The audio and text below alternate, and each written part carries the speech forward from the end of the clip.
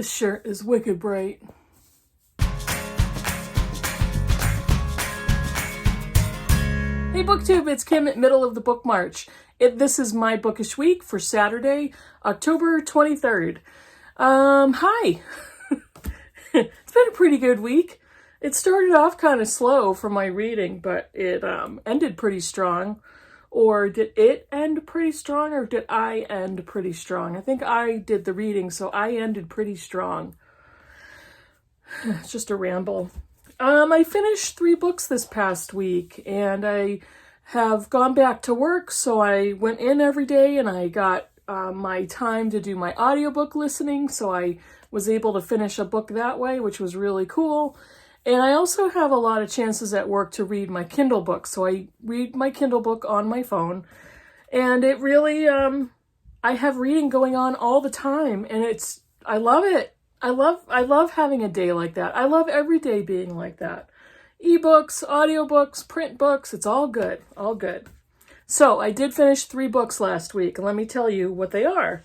The first one, before I do, I took some of the books that I had on my nonfiction November TBR and I moved them to October because I ended up having some time and I thought I'm going to pull some books from my November TBR and read them now because I felt like it and I could.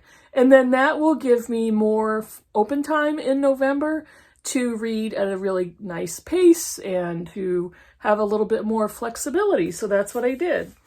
This was one of them. Sorry, I didn't mean to cough at that moment. Britta Bolt's Lives Lost. And this is book number 2 in the Peter Posthumous trilogy. So there's not a lot I can tell you about what the book is about. But Peter Posthumous is an investigative guy on the Lonely Funerals team in Amsterdam. And he leads a group that provides funerals and burials and funeral services to people who have died and are unclaimed and family can't be located. So this group pays for those very simple funerals, and along the way he tries to investigate and solve some crimes and criminal activity. And this was no exception. This was a really good one. This has some conversation that refers back to the first book, but it's a completely different storyline. And so it was really interesting and fun to read. This one hit closer to home as far as the people that he personally interacts with. So I really liked that storyline. And it's funny because I think I saw on Goodreads that this series was referred to by somebody as a cozy mystery series. I don't think it's that cozy. There's kind of a bit of violence and seediness and kind of stuff that's gross in some of these books. So there's not much cozy about it, but there's so much fun to read. Action-packed, mystery, thriller, police mysteries, and I very much recommend them. And I plan on reading book number 3. I don't know when. But the last book is Deadly Secrets, so I'll get to that sometime early next year. The second book I finished was my audiobook, and that one was Will the Cat Eat My Eyeballs by Caitlin Doughty. If you don't know Caitlin Doughty, she is a mortician, and she is a YouTube famous mortician who posts videos about what happens after we die, what happens to our physical bodies, what the funeral industry is like, the details of what funeral people have to do. She also spent her early adulthood working in a crematorium. So she has another book, Smoke Gets in Your Eyes, that talks about her years and experiences working at a crematorium. It's fascinating. This particular book, Will the Cat Eat My Eyeballs, was based on questions submitted by children. And I suspect many of these were older children based on the types of questions. However, her answers were so fascinating, educational, appropriate for adult wonderers, inquiring minds. And she's fascinated me since I discovered her on YouTube. And she has a very distinctive voice and vocal tone, and she narrates the audiobook. It was a blast because she narrates it like she's talking to you, not like she's reading her own book back at you. And I love her voice. It's very distinct. And I love her tone and the inflection in her voice. So I really enjoyed hearing the answers to the questions in the book. Some of them were, what happens to a dead body if you die in space, if an astronaut dies in space? Another question was, can I make jewelry out of my dead relative's bones? What were some other ones? Can my body be preserved in amber? There was a lot of really interesting questions submitted by kids. And the great thing about that is kids will ask questions that adults may be too self-conscious to ask, but we really all want to know the answers. And what Caitlin Doty does is she gives you very honest, clear, transparent information about what happens to dead bodies and how corpses are processed. So I really enjoyed the book. She gives you the facts in such a straightforward but easy to digest way. I will say though, it's not really for the squeamish, but there's another book coming up that is even worse than this one, but there is some interesting information that she presents. So if you have issues with the physical aspects of dying and what happens to your body after you die, might not be the best book for you, but I really enjoyed it. And the only other thing I have to say is there was some information and there were some times when she's very irreverent on one hand, and I thought she could be a little flippant with some of the information. But on the other hand, she brings humor and comfort into this type of information. And when I've watched her in her YouTube videos, she's actually very respectful of people and of her industry and her passion.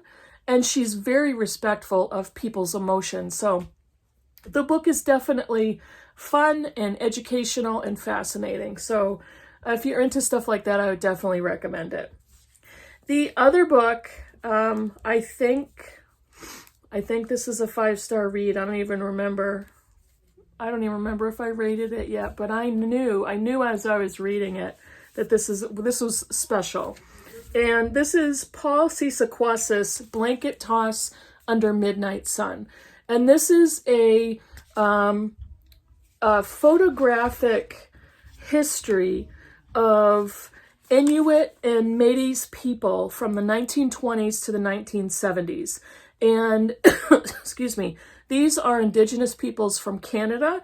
And what he did was he went back in the archives and he gathered historical photographs and historical evidence with all different photos, whether they're Polaroids or digital recreations of photos. And he compiled them in this book. And they're basically everyday lives of these communities of people, along with history that he recorded here and explanations of a lot of the pictures. I mean, these are basically everyday depictions of these communities of people. And it's just a beautiful book. I'm trying to find, this is the picture on the back flap. And if you don't think this is gorgeous, those faces and those smiles, this is special. And it's just, I loved it. I think that's one of my favorite pictures in the whole book. But what he goes on to talk about is, he makes a point of telling the reader that his mother was a survivor of the Canadian residential homes for Indigenous children. And he talks about the history of colonization and forced assimilation of Indigenous people by Europeans and by white people. And it also happened here in the U.S., going back hundreds of years and continued. And the travesty that has continued with Indigenous people on reservations and dealing with stolen lands and stolen cultural history. So this book is it's special and it's beautiful and the pictures are incredible. Even the ones that were taken on Polaroids, the way they've been digitized and recorded in history. So many of them are candids, and it's just so poignant. I highly recommend this book. It's just visually beautiful, and the information he provides is so interesting and such coordination with what the pictures are that we're looking at. He talks about a lot of the people that were embedded in these communities in order to get the pictures that they captured and the trust of the people they lived with. I loved it. It's beautiful, and I highly recommend this. I found this book, I believe, on Book Outlet a little while ago. I don't know if it's still there, but if you have the chance to get this, purchase it, and it's wonderful. It's a wonderful book. Those are the 3 books I finished. I wanted to show you really some really great stuff that I'm currently reading. I'm more than halfway through of Felix Holt from George Eliot. I will finish that the first week in November. I am 2/3 of the way through Lady Audley's Secret by Mary Elizabeth Braddon. This is for Victober, and I'm buddy reading this with Britta Bowler. I am still... this is still on my currently reading list, George Eliot, Voice of a Century by Frederick R. Carl. And I picked up 2 nonfiction books that I was going to begin in November, but like I said, I had some time, I felt like it, and I thought, I'm going to start reading those. I started reading Cast by Isabel Wilkerson. So far, I think I've read the first 3 chapters, and I'm hooked. I'm locked into this book, and I didn't want to leave it until November. I'm hoping I will finish it before October is done because it's that good. If you haven't read it, I don't know what I was waiting for. I really don't. And, oh my gosh, this book, if you are squeamish, do not start reading this book. This is The Butchering Art by Lindsay Fitzharris.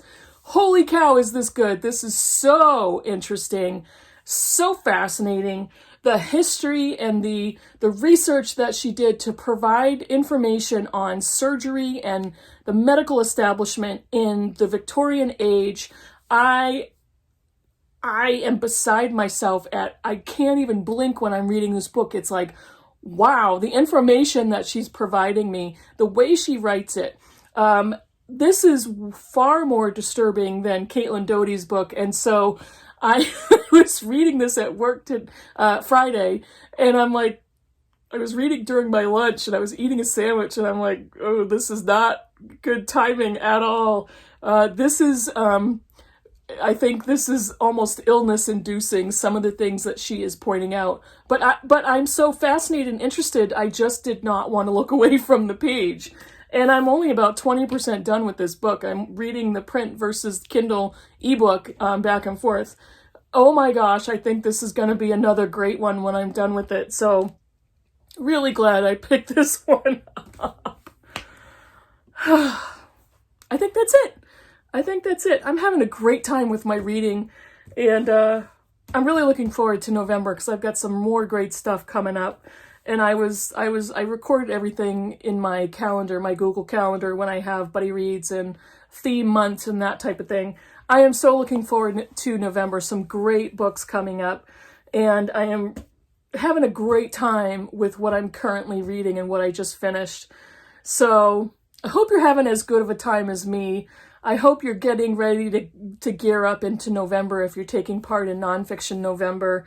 Let me know what you think of any of the books I showed you. And I know so many of you have already read some of these books like Cast and some of the classics. Let me know what you're reading. Let me know if you're going to take part and if you're having a great time. Let me know if you're staying healthy and getting to do something fun, if you've broken out of isolation and quarantine and all that. I'm really glad that I've kind of gotten almost 98% back to normal. And that's about it for me. I will see you in the next video. Bye, everybody.